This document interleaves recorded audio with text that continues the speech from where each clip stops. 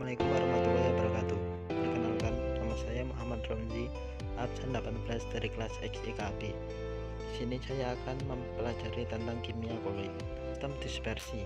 Dispersi adalah penyebaran merata dua fase, yaitu fase dispersi dan medium terdispersi.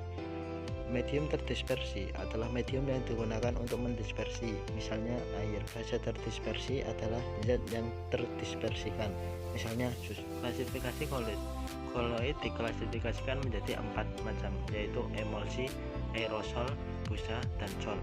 Emulsi dibedakan menjadi 2, yaitu emulsi cair dan emulsi padat. Emulsi cair adalah sistem koloid yang terdispersi dan pendispersinya air. Namun, sistem dispersi ini tidak dapat bercampur secara homogen. Contoh, susu dan santan. Emulsi padat adalah tipe koloid yang terbentuk dari fase cair yang terdispersi dalam medium mendispersinya padat dan tidak bercampur homogen. Contohnya mentega, keju, dan jeli. Sedangkan aerosol adalah sistem koloid dengan fase terdispersi padat atau cair dalam medium pendispersi gas dan dibedakan yaitu aerosol dan aerosol padat. Aerosol yaitu sistem koloid dengan fase terdispersi cair dalam medium pendispersi gas. Contohnya awan, kabut, obat nyamuk, semprot, dan parfum. Aerosol padat yaitu sistem koloid dengan fase terdispersi padat dalam medium pendispersi gas.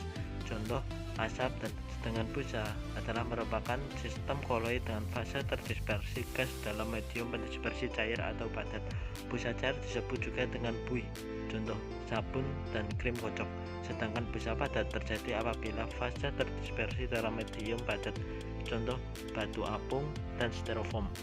Sol merupakan sistem koloid dengan fase terdispersi padat dalam medium pendispersinya cair atau padat. Dibedakan menjadi 2, yaitu sol dan sol padat.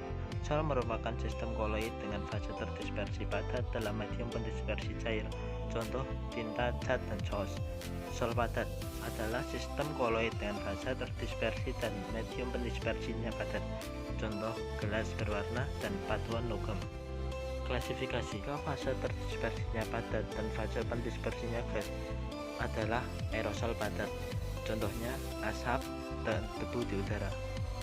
Dan jika fase terdispersinya padat, fase pendispersinya cair, dinamakan sol. Contohnya sol emas, sol belerang, tinta, dan cat. Jika fase terdispersinya padat dan fase pendispersinya padat, dinamakan sol padat. Contohnya gelas berwarna dan intan hitam. Jika fase terdispersinya cair dan fase pendispersinya gas, dinamakan aerosol. Contohnya kabut.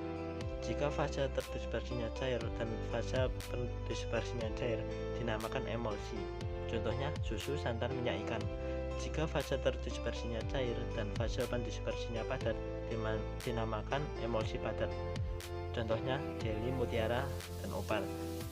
Jika fase terdispersinya gas dan fase pendispersinya cair, dinamakan buih.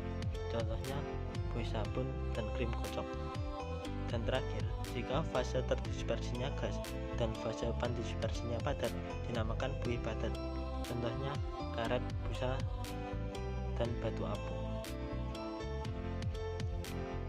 Sifat-sifat koloid. Yang pertama adalah efek Tyndall. Efek Tyndall adalah efek penghamburan cahaya oleh partikel koloid sehingga tampak lintasan berkas sinar tersebut, seperti pada percobaan pada koloid. Yang kedua adalah gerak Brown. Gerak Brown adalah gerak acak atau gerak tidak beraturan dari partikel koloid yang menyebabkan koloid tetap stabil, homogen, dan tidak mengendap. Yang ketiga adalah elektroforesis. Elektroforesis adalah gerakan partikel koloid karena pengaruh medan listrik.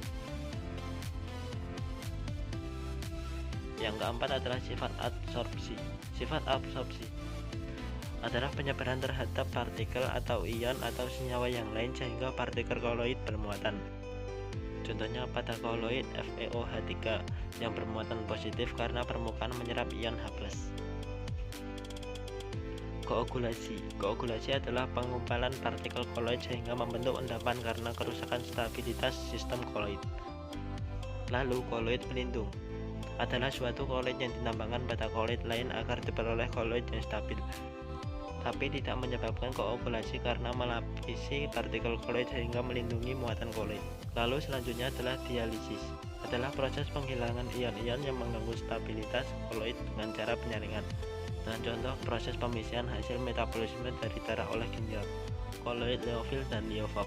Koloid leofil adalah koloid yang partikel terdispersinya menarik medium dari pendispersinya, sedangkan koloid liofab adalah koloid yang partikel terdispersinya tidak menarik medium untuk pendispersinya.